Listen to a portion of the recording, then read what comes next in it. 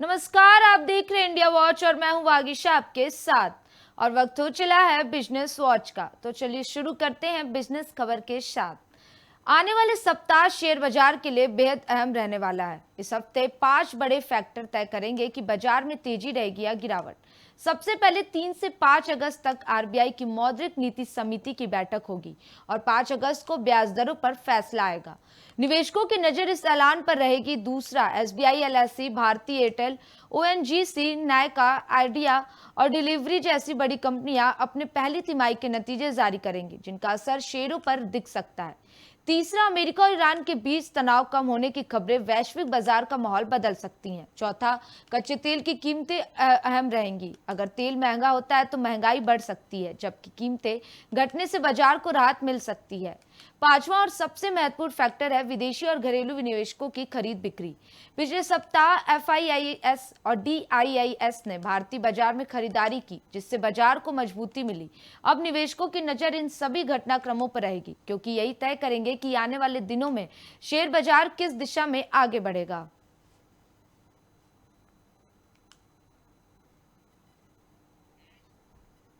भारत में digital payment का दौर लगातार तेज हो रहा है। जुलाई 2026 में यूपीआई ने एक नया इतिहास रच दिया है। एनपीसीआई की ताजा आंकड़ों के अनुसार जुलाई में 23.66 अरब यूपीआई ट्रांजैक्शन हुए, जिनकी कुल कीमत 29.88 लाख करोड़ रुपए रही। यह अब तक का सबसे बड़ा मासिक रिकॉर्ड है। इससे पहले मई में 23.20 अरब और जून में 22.72 अरब ट्रांजैक्शन हुए थे, लेकिन जुलाई ने दोनों रिकॉर्ड तोड़ दिए। आज यूपीआई सिर्फ पैसे भेजने का माध्यम नहीं, बल्कि लोगों की रोजमर्रा की जिंदगी का अहम हिस्सा बन चुका है। छोटी किराना दुकानों से लेकर बड़े mall, online shopping, hotel, taxi और बिजली पानी के बिल तक लगभग हर जगह यूपीआई से भुगतान किया जा रहा है। क्यूआर कोड स्कैन करके कुछ ही सेकंड में पेमेंट होने से लोगों का समय भी बच रहा है। खास बात यह कि अब यूपीआई की पहचान सिर्फ भारत तक सीमित नहीं रही। UAE, Singapore, Nepal, Bhutan, Sri Lanka, France, Mauritius और कतर समेत करीब 10 देशों में भी यूपीआई का इस्तेमाल शुरू हो चुका है। यह भारत की डिजिटल ताकत और कैशलेस इकोनॉमी की बढ़ती सफलता का बड़ा संकेत माना जा रहा है।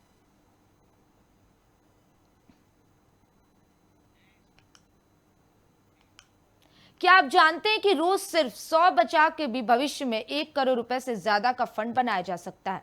इसके लिए जरूरी है नियमित निवेश और धैर्य।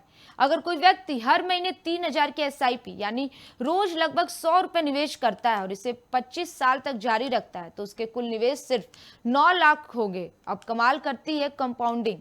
अगर इस निवेश पर औसतन 15% सालाना रिटर्न मिलता है, तो यही 9 लाख बढ़कर करीब 1.14 करोड़ रुपए तक पहुंच सकते हैं। वहीं 12% रिटर्न पर लगभग 57 लाख और 10% रिटर्न पर करीब 40 लाख का फंड बन सकता है। हालांकि म्यूचुअल फंड और शेयर बाजार से जुड़े निवेश में रिटर्न की कोई गारंटी नहीं होती और ये बाजार के प्रदर्शन पर निर्भर करता है। विशेषज्ञों का कहना है कि बड़ी रकम लगाने से ज्यादा जरूरी है जल्दी शुरुआत करना और लगातार निवेश करते रहना। जितना लंबा समय आपका पैसा निवेश में रहेगा, कंपाउंडिंग का फायदा उतना ही अधिक मिलेगा। इसलिए छोटी छोटी बचत भी भविष्य में आपकी आर्थिक सुरक्षा और रिटायरमेंट के लिए बड़ा सहारा बन सकती है।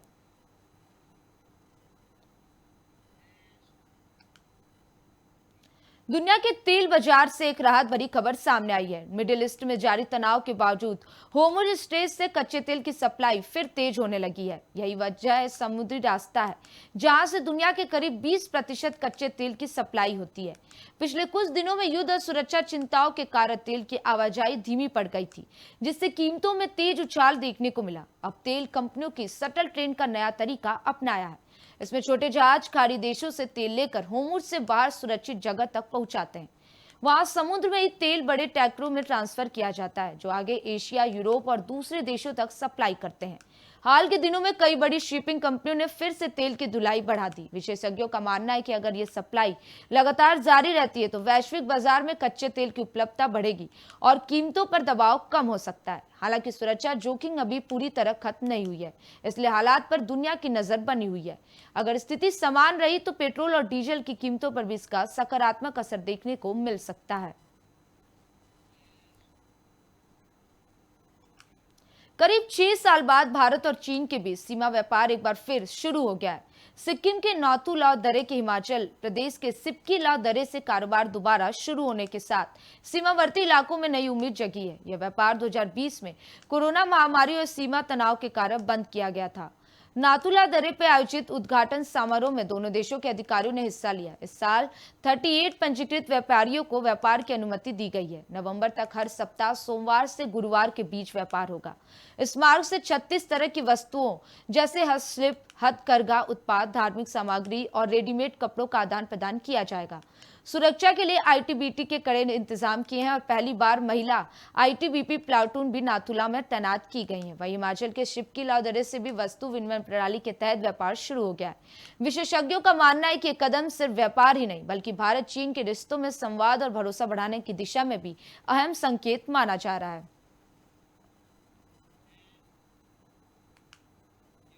केंद्र सरकार ने राज्यों को बड़ी आर्थिक सौगात देते हुए 1.09 लाख करोड़ की अतिरिक्त कर हिस्सेदारी जारी कर दी है।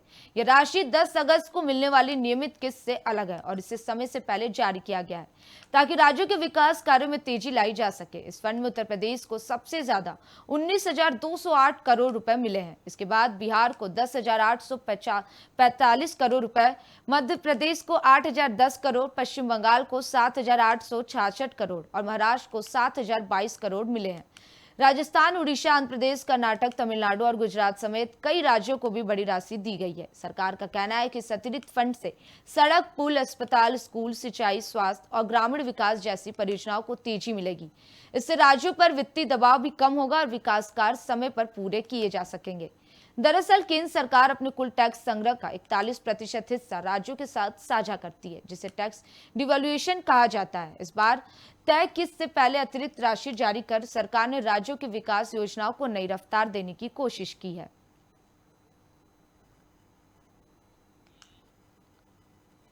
अगर आपने नौकरी छोड़ी है या नई नौकरी की तलाश में है, तो ईपीएफओ के नए नियम जानना आपके लिए बेहद जरूरी है।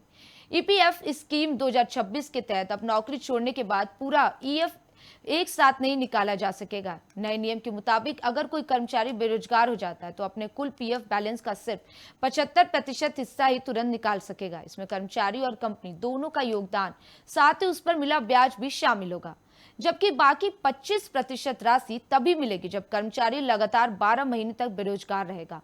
पहले ऐसा नियम था कि नौकरी छोड़ने के 2 महीने बाद पूरा पीएफ निकाला जा सकता था, लेकिन सरकार का कहना है कि बार बार पीएफ निकालने से लोगों की रिटायरमेंट सेविंग और कंपाउंडिंग का फायदा खत्म हो जाता है। इसलिए अब 25% रकम खाते में बनी रहेगी ताकि उस पर ब्याज मिलता रहे। इसके साथ ही सरकार ने पीएफ एडवांस निकालने की प्रक्रिया भी आसान कर दी है।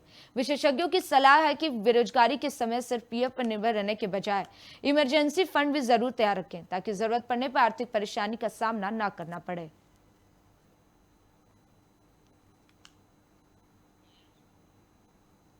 वोडाफोन आइडिया की मुश्किलें एक बार फिर बढ़ गई हैं। दूरसंचार विभाग ने कंपनी को 26.83 करोड़ का नोटिस जारी किया है। आरोप है कि कंपनी ने 2022 की स्पेक्ट्रम नीलामी के बाद तय समय में नेटवर्क विस्तार से जुड़ी शर्तों का पूरी तरह पालन नहीं किया। दरअसल 2022 में स्पेक्ट्रम आवंटन के साथ सरकार ने टेलीकॉम कंपनियों को कुछ इलाकों में तक समय के भीतर मोबाइल नेटवर्क शुरू करने और उसका विस्तार करने की शर्त रखी थी। इसे मिनिमम रोल आउट ऑब्लिगेशन कहा जाता है। डीओटी का कहना है कि वोडाफोन आइडिया इन शर्तों को पूरी तरह पूरा नहीं कर सकी, इसलिए उस पर लिक्विडेट डैमेज यानी पूर्व निर्धारित जुर्माना लगाया गया। कंपनी ने कहा कि वह नोटिस की समीक्षा कर रही है और नियमों के अनुसार अपना जवाब देगी। साथ ही वीआई ने यह भी स्पष्ट किया है कि इस नोटिस का फिलहाल मोबाइल नेटवर्क, कॉलिंग या इंटरनेट सेवाओं पर कोई असर नहीं पड़ेगा। अब सभी की नजर इस बात पर होगी कि वोडाफोन आइडिया इस नोटिस का क्या जवाब देती है और डीओटी आगे इस मामले में क्या फैसला लेता है।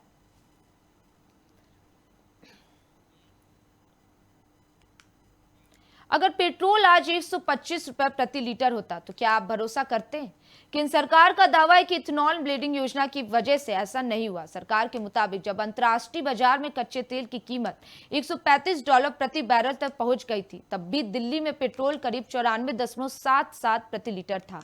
इसी बड़ी वजह थी पेट्रोल में 20% इथेनॉल यानी E20 ब्लेंडिंग।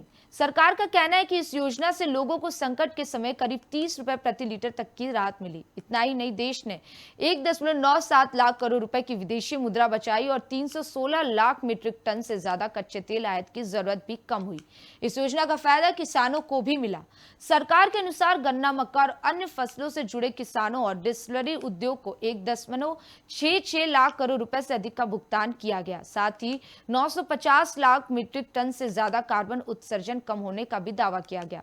सरकार का कहना है कि इथेनॉल ब्लीडिंग कोई सब्सिडी नहीं, बल्कि भारत की ऊर्जा सुरक्षा को मजबूत करने का कदम है। आने वाले समय में इसका दायरा और बढ़ाया जा सकता है।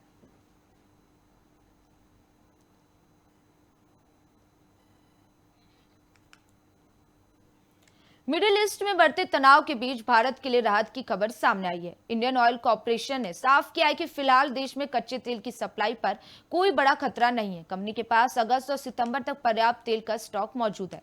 आईओसी ने बताया कि भारत अभी भी खाड़ी देशों से ही कच्चा तेल खरीदेगा, क्योंकि भारतीय रिफाइनिंग उसी तेल के हिसाब से तैयार की गई है और इसकी ढुलाई भी सस्ती पड़ती है। अगर होर्मुज स्ट्रेट या रेड सी का रास्ता लंबे समय तक प्रभावित होता है तो सऊदी अरब से तेल केप ऑफ गुड होप के रास्ते भारत लाया जाएगा। कंपनी ने फिलहाल नए लंबे सप्लाई समझौते करने से भी इनकार किया है।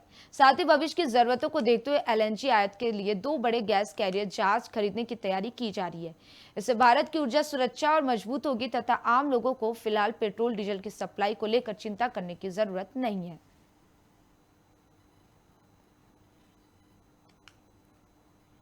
आरबीआई की विदेशी मुद्रा जुटाने वाली खास योजना को जबरदस्त सफलता मिली है। 31 जुलाई 2026 तक भारत में 40.81 अरब डॉलर की विदेशी मुद्रा आ चुकी है। इसमें सबसे बड़ा योगदान फॉरेन करेंसी नॉन रेसिडेंस जमा योजना का रहा, जिसके जरिए अकेले 36.72 अरब डॉलर आए। यह 2013 का रिकॉर्ड भी तोड़ चुका है। एफसीएनआर योजना के तहत विदेश में रहने वाले भारतीय अपनी विदेशी मुद्रा भारतीय बैंकों में जमा करते हैं और बेहतर ब्याज का लाभ उठाते हैं। विशेषज्ञों का अनुमान है कि सितंबर तक एफसीएनआर जमा 70 अरब डॉलर और कुल विदेशी मुद्रा प्रवाह 85 अरब डॉलर तक पहुंच सकता है। सबसे ज्यादा निवेश यूएई में रहने वाले भारतीयों ने किया है।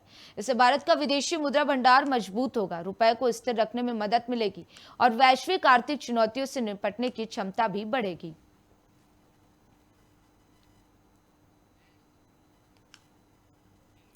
भारत की अर्थव्यवस्था के लिए बड़ी खुशखबरी सामने आई है। जुलाई 2026 में देश का जीएसटी कलेक्शन 15.4% बढ़कर 2.11 लाख करोड़ रुपए के रिकॉर्ड स्तर पर पहुंच गया।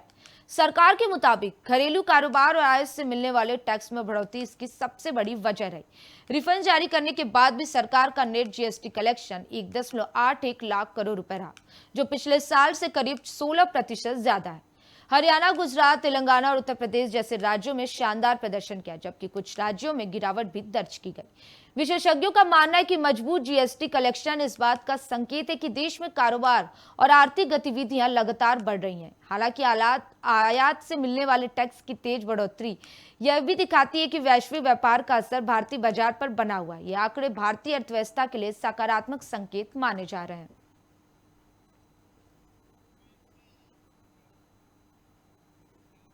फिलहाल बिजनेस वॉच में सिर्फ इतना ही। ऐसे देश विदेश की तमाम बड़ी खबरों को देखने के लिए बने रहें इंडिया वॉच के साथ।